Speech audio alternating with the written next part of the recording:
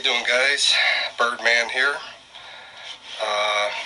We did a recent investigation in Centralia, Pennsylvania, in Columbia County. It is what they call a near ghost town. There's probably only a couple of folks living there yet. I counted about 3 homes left in the municipal building. The rest of the town has been completely taken away. At one time, it was a booming town. It was a booming coal town. It had about probably about 2,800 residents there. It was 27, whatever. I'm just roughly saying, going towards the 2,800 folks mark. And today, the total residency is probably about 3. But I'm sure other folks are living in those houses. And I'm going to tell you a little bit of a history about the place. And we got some really strange things that happened while we were there. Very, very interesting. I would suggest anybody that can travel there to go there and see it for themselves. The first place we hit, well, let me get back to I get sidetracked so easily, guys. Let me get back to a little bit of the history of the place. In about 1749, the Native Americans sold this land to colonial buyers, and that was right around the time of the French Indian-American Wars, which neither the British or the French wanted to give the Native Americans any kind of recognition or rights. So they bought it at about 1749 or thereabouts, in that time frame, and then it got settled about I want to say about 1849, and was eventually made into the borough of Centralia about 1866. I'm no history major, but I'm just giving you approximate so you get an idea of the time frame there. And once it was established as a borough in 1866, it eventually turned into a coal mining town, and the quantity of coal under this town was worth millions and millions of dollars. And eventually it caught on fire. One of the mines caught on fire and forced the entire town to leave, with the exception of a few people there today. Google it. Go on the internet. You'll find all the information out that you need to find out about the history of the place and all that sort of stuff. So there's a few theories of how this fire got started, and one of the theories is that the government set it on fire because of the amount of coal under the town and what it was worth. Another theory is that a hauler pulled up in a truck full of coal ash and wood ash and dumped it, and it went down into the mine and caught that on fire. But in reality, it was probably, they were doing a cleanup back in 1962 for Memorial Day, and the borough hired some of the volunteer firefighters to clean up the town and take it up to the strip mine pit and burn it. And that's probably how it got started, is up through the getting ready for this Memorial Day. And I eventually found out it's up near the Oddfellow Cemetery. There's a strip mine pit right up there. You'll see it. We were up there, and that's supposedly where this fire started. In the Oddfellow Cemetery, you will see a black pipe coming up through the ground on the video, and that's like a vent hole where the toxic fumes and smoke and all that sort of stuff came up. we started our investigation out on the graffiti highway, they call it. It was part of Route 61, and I'll tell you how to get there and how we got there. We came in on PA 42 South, I believe it was. Google all this on Google Maps and Google Earth, and you'll see it all. I would suggest doing that before you actually go in to see the town or investigate. But we came in on PA 42 South, and as you're coming into the town, you'll see the municipal building on the left, and at the first right is where we went up into St. Mary's Church. And as you're coming down that road and you pass the municipal building on the left, you'll come down to the stop sign, and then you go straight through that stop sign and go up the hill. It's probably about a mile, and you'll see St. Ignatius Cemetery on the right. And right on the edge of that cemetery, there's mounds of dirt. And if you go walk up over those mounds, you can park right along the road. You go up over those mounds, and right there, you'll see the graffiti highway. And we didn't catch anything paranormal or Sasquatch-like there. That's what this channel is all about. But there was it was very sad. There was good artwork there, don't get me wrong. There was very good artwork there, but there was so much trash and vandalism that, I don't know, it was just a heavy feeling. It was just sad. It was interesting. The graffiti highway is probably 3/4 of a mile long one way, and then 3/4 of a mile back the other way. So it's probably like a 1.5 mile round trip if you go down and back. And I'm going to bring you up a slideshow of all the graffiti and stuff that we saw there, and the garbage and the trash. There is a photo of another one of those smokestacks. You'll see it's red in the woods.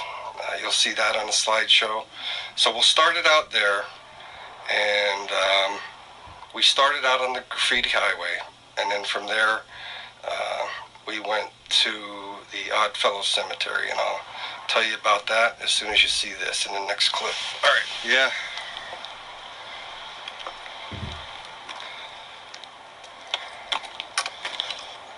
A lot of trash and shit. I know there's a picture of a Sasquatch here somewhere. Oh, 414. Somebody was here today. Oh, yeah? Look at 414. No, yesterday, 414. Today's the 4th. It was probably loaded yesterday.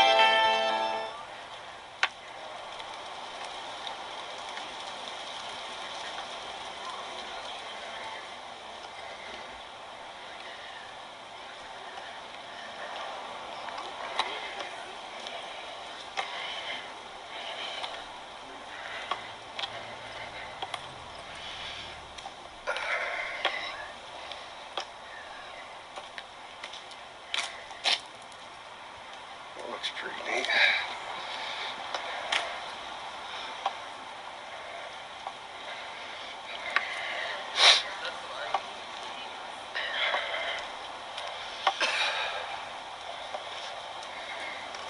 Hey, here's a Friday the 13th.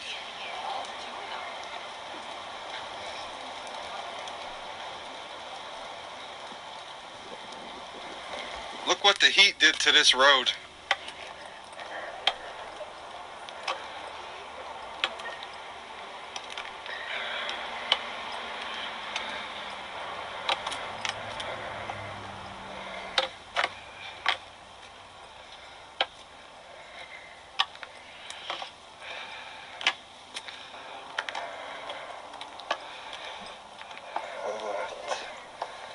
About 2 or 3 feet deep there.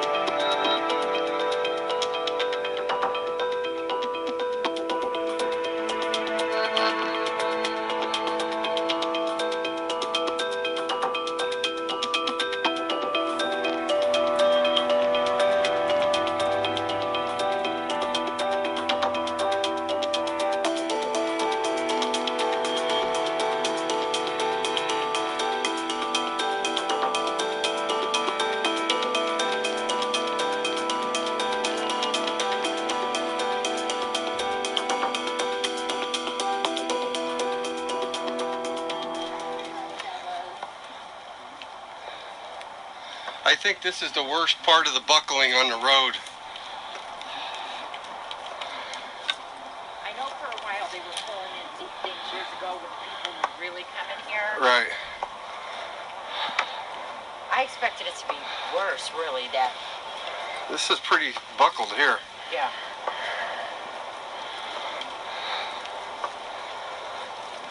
Cracked, buckled.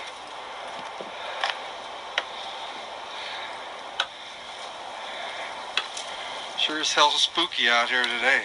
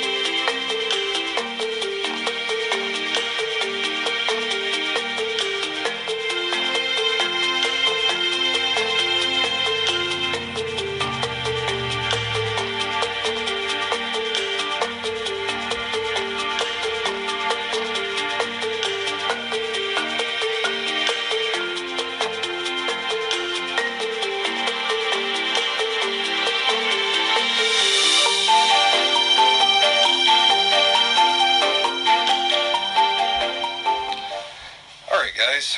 I hope you like that. And once we got finished on the graffiti highway, we came up over the dirt mound and walked along the road, and St. Ignatius Cemetery will be there on your left. Directly across the road, you'll see a dirt road that goes back. It could be blacktop, partially back there. And go back that road, there's only one. And the Oddfellows Cemetery is there on your right. And then the strip mine pit is right in there, right next to the cemetery. And we ran into two guys there on bicycles, and they told us that that's where the fire started, okay? We visited the cemetery. I didn't feel too much there. I didn't see too much there. We did put a couple crystals out there. I put mine on a World War II veteran plot there, so if his family finds a crystal there, I put that there. It's just, I did it for respect and positive energy. And we went through that cemetery, and like I said, you'll see the vent there. I took a couple photos. I did a little slideshow there. And before we went into that road, I took a couple of photos of the church, the St. Mary's Church up on the hill. That would be in the beginning of town. I'll tell you about that once we get there, but that was one of the big things that happened while we were there. One of the most interesting things that happened. So we investigated that cemetery, took a look around the pit there, and then we came back, and then we went to we crossed the road, and then we went to the St. Ignatius Cemetery. So let me tell you about that, what happened there.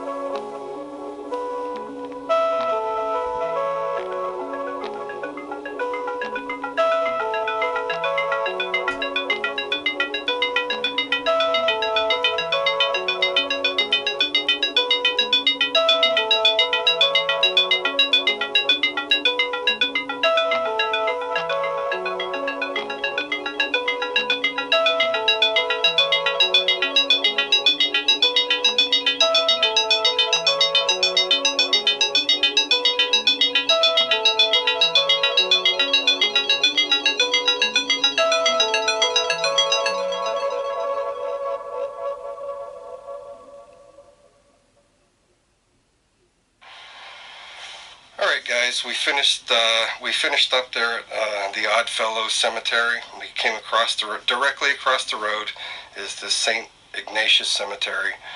We went into there, and something very interesting that happened there was there's gates there. You'll see them. You're allowed to go back in there. We went back in there, and something to my left caught my eye. It was a grave site. And I took two photos, one right after the other.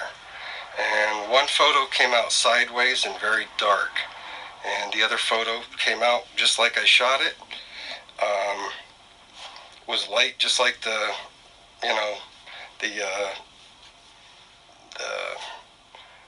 way it was outside. It was very light. It wasn't near dark or anything. But the first photo I took was very dark, and it came out sideways. That was pretty interesting. I didn't get any bad feelings or nothing there, guys. It wasn't like it was like a bad kind of vibe. That's just how it came out. I can't really explain it, but that's just how it came out. We took some photos around there, and if you walk all the way back to the back of that cemetery and you look right, you'll see another cemetery, the St. Peter and Paul Cemetery, I believe. Don't quote me on that. I can't be positive. Like I said, I'm not a history guy, but I believe that was it. It was locked up. There was stone walls around it. So we were getting ready to go see that. We came out of the St. Ignatius Cemetery, and I took some video. I looked over towards St. Mary's church, and there was this mist that came down, and you won't even believe it. They made a movie based on this town, and it was called Silent Hill. It was a horror flick, and it was based on this mist that came up and these zombies that came out and that sort of thing. Look that up too. But anyway, it was crystal clear where we were, and I zoomed across to the church, and there was this mist that came. It was like unbelievable. It was very, very bizarre. Thanks to Mr. Bruce and my new equipment, I was able to zoom in on it and get it. I think you're going to like that. And then I swung the camera over towards the tree, and you can see it's as clear as could be. And from there, we went over to the St. Peter and Paul, I believe, cemetery. And I'll show that next.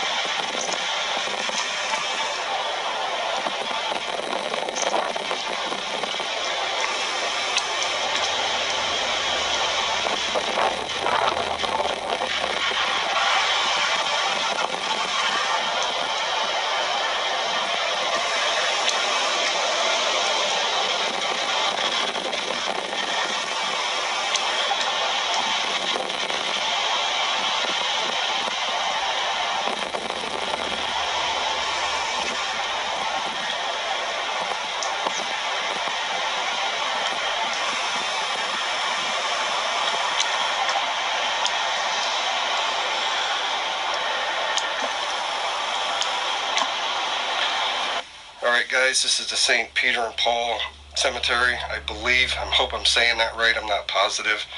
But there's a stone wall around this whole cemetery. I took some video. I got a picture of the white cross in the back. And I heard a crow going off, and it went right towards, and I thought it landed in that tree that I took in the St. Ignatius Cemetery. I took the video of that, and then we stopped, and we made our way over to the area near St. Mary's, where we first came in towards the municipal building. I'll tell you about how to get there and about that. This is where it gets interesting again.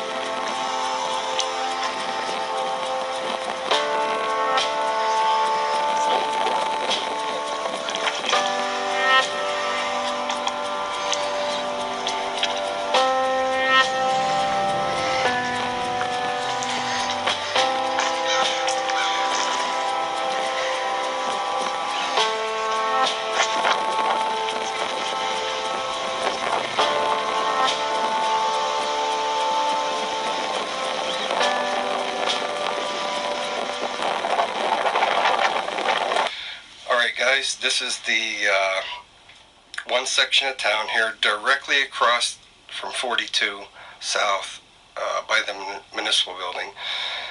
That's the section of town that we walked through. So in this part, this is where we walked through. Again, it was very sad because of all the graffiti and the trash and stuff that's there. You'll see it.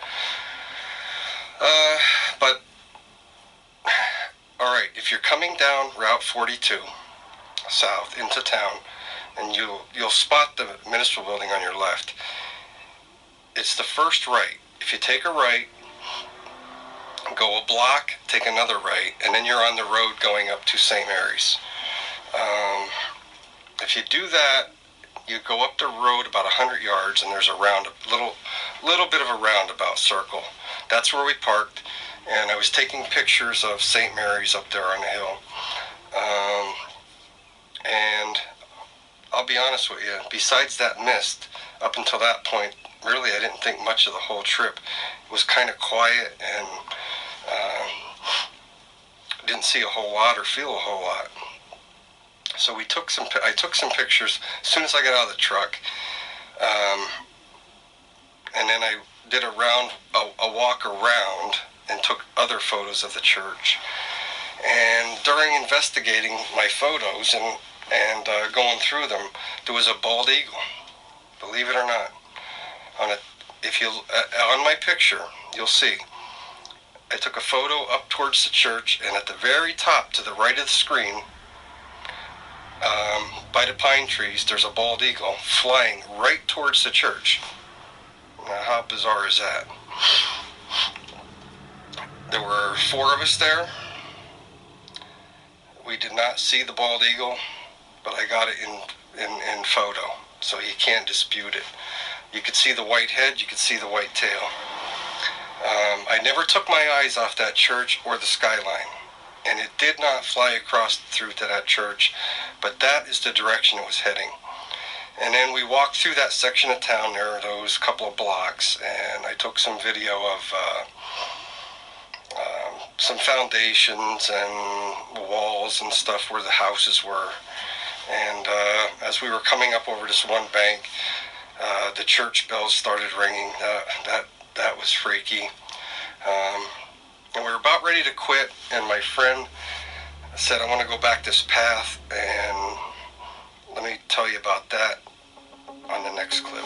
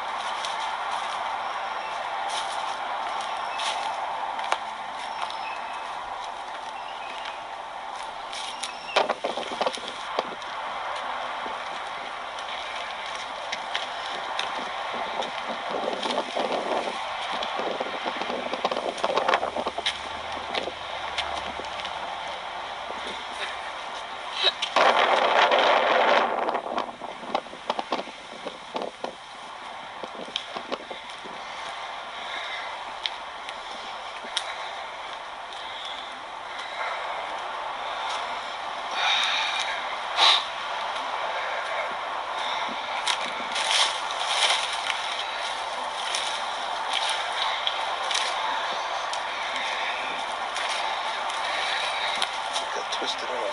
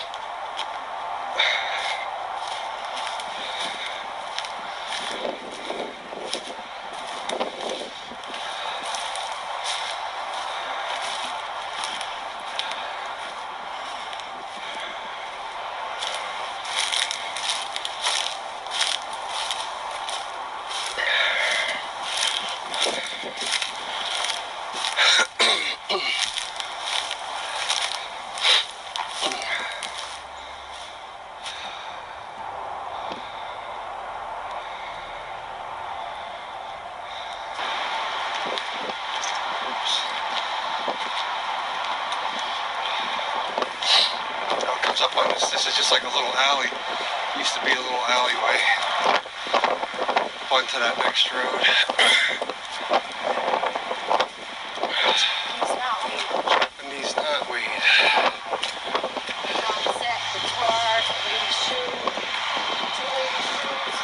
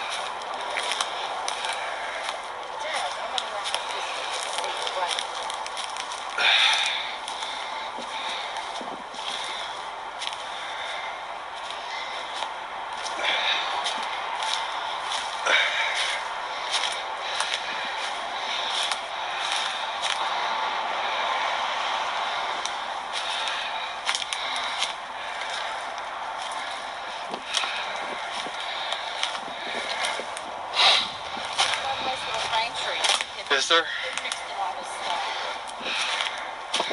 That's not a house foundation. That's like a front yard or something. Like you put in front of your house or something.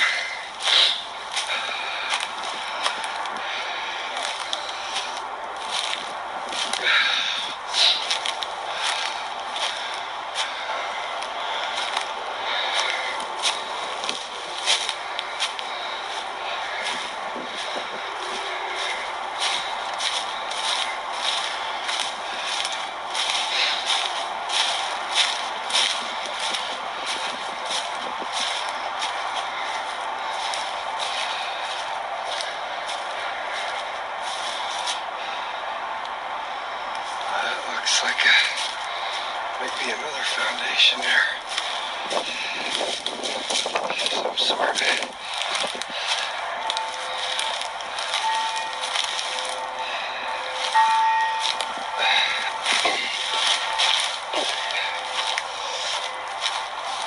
Yep. Oh. What that was.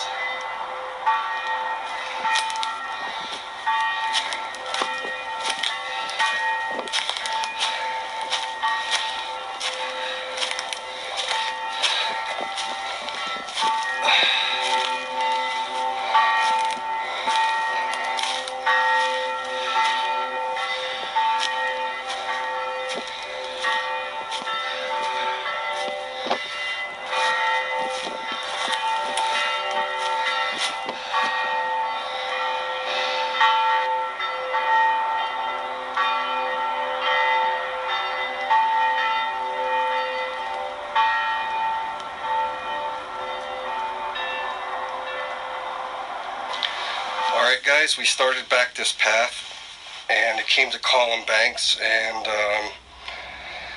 we were walking around those column banks, and I wanted to go up to the top of the first one, and I didn't. I just felt like I should go up there, but I didn't. Didn't do it yet, but I'm going to go back and I'm going to do it.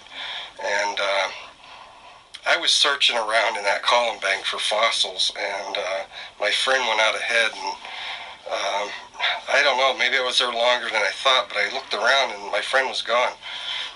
And I looked up the path, I don't know, maybe 100 yards, I couldn't see them. So I kind of got a little bit paranoid. I kind of got a weird feeling there, like something was going on, and I hurried up the trail, and eventually I was whistling and I caught up to them and met up with them, and then we went up to another column bank, and I climbed up to the top of that one, and was shooting across the valley, and there was another fog mist coming in, another mist coming in, which was weird. And that's where my sixth sense kicked in, and I got all kind of feelings and stuff if something was going on, and I got a kind of a whole feeling of what happened to the town and what happened back then. I don't know. It could be just me, but that's the feeling I got about it. But it all goes back to the Native Americans, in my opinion. And when we were back there, I did, on the surface of the ground, find all these neat little coal pieces that I collected up for folk art. And in return, I did leave a crystal up on that column bank. Hey, somebody might find it if you're up there looking around. Look for it, you might find it. I just did it out of respect. Guys, we tried to be as respectful as possible to the people that still live there, respectful as possible to the lands, and when we came back off the column bank and made our way back, my friend heard a very high-pitched noise, and it didn't feel right the whole time there. But when I couldn't hear it, they said, "Do you hear that high-pitched noise?" I didn't hear it, guys. I didn't hear it. But one thing I did do, I put my fingers in my ears and hightailed it for the truck, because I think there is something to that. There was a weird feeling I had there. I don't know, I carry earplugs in my pack, which I didn't have at the time, that if I'm ever up on these mountains and hear any kind of high frequencies, that I'll put those earplugs in and hightail it back for the truck.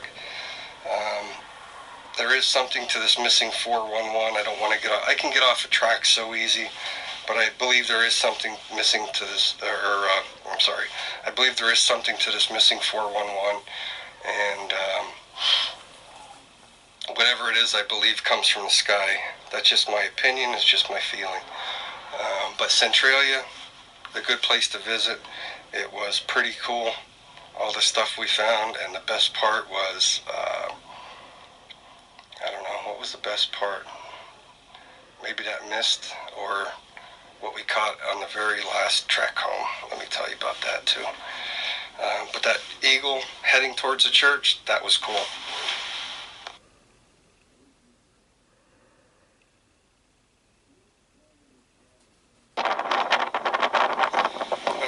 Battery life real quick here. It actually went down to like 13% in no time. Same thing on yours?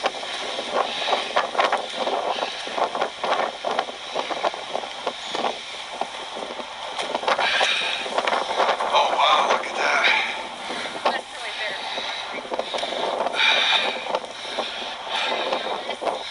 There's a big coal bank over there.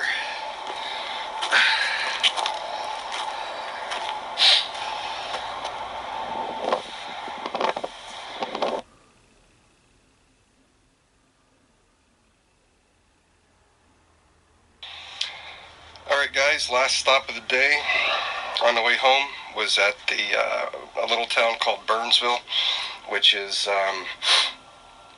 abandoned now too, totally. At one time, I believe there was 75 people that lived there. There's nothing left due to the fire as well. I believe there's a garage, an old garage there. There's a tractor trailer there, and and the Riley family shrine. That was our last stop. A couple of team members put crystals in the shrine, which was very nice of them, and they paid tribute to that. Got a little clip here of that. I believe it was built in 1950. And that was our last stop, guys, and keep watching because the ride home was very interesting, okay? Probably some of the best footage of the day. All right.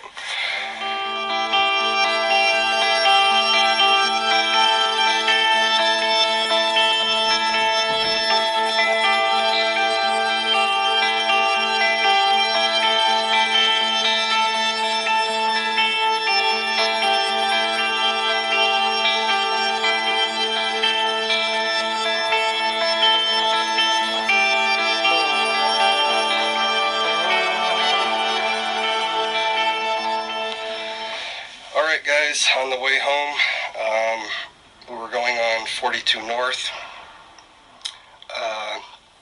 Very bizarre. As soon as we went out of Centralia, up the hill, started down the other side, pure sunshine. Pure sunshine. Didn't go very far. We stopped at a state forest, I believe it was, or something like that. I don't know if it was a state forest or game lands or whatever it was. There was trails there for walking, a lake and that sort of thing. We pulled off there, looked at the lake, looked nice for kayaking, canoeing, and there was a nice trail for walking, hiking, that sort of thing. Then we started back. It wasn't but a mile or two from there. I don't know, maybe 5 miles at the most. We started down the hill, landed down on a flat spot, and I saw a hawk out in the distance. And I said to my friend, check out that hawk. It wasn't a turkey vulture, it wasn't a chicken hawk, it was a hawk. And I believe it was the, as we got closer, I saw the white belly and the golden stripes. Whatever kind of hawk that is, I'm not positive. But that's what caused my friend to pick up the camera, start snapping off photos. Out of nowhere, I'm not lying, out of nowhere, a bald eagle came down, flew right across the top of the truck. My friend threw up the camera, snapped off photos. You'll see a blue photo. I have some tinting on the top of the windshield, and between the sun and the tint, it came out blue. I don't know why. But you'll see the eagle there, then it banks and goes up. You'll see that photo. Which, by that time, I was, you know me, with eagles and birds and stuff, I was tripping. So I turned around, went down the road, turned around, came back as fast as I could, got into that general area and pulled off the road. And lo and behold, I looked up, and there was an eagle perched up on a telephone pole. It came down right in front of us, grabbed up something off the road, and it took off back for Centralia, straight back for Centralia. All I can say about that is the Native Americans, guys, they had a belief that the eagle carried messages to the Great Spirit, to God. And not too sure, they're not too far off on that. Was a great experience being there.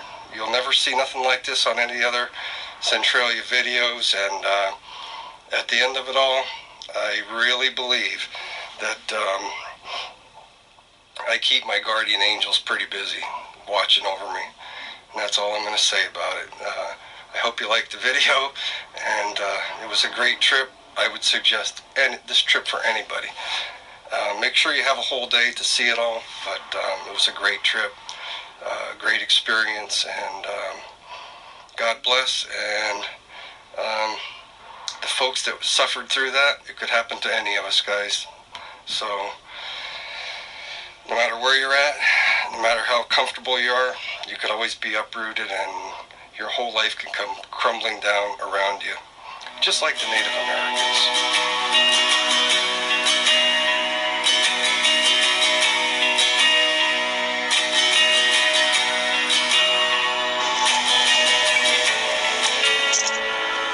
Here he goes.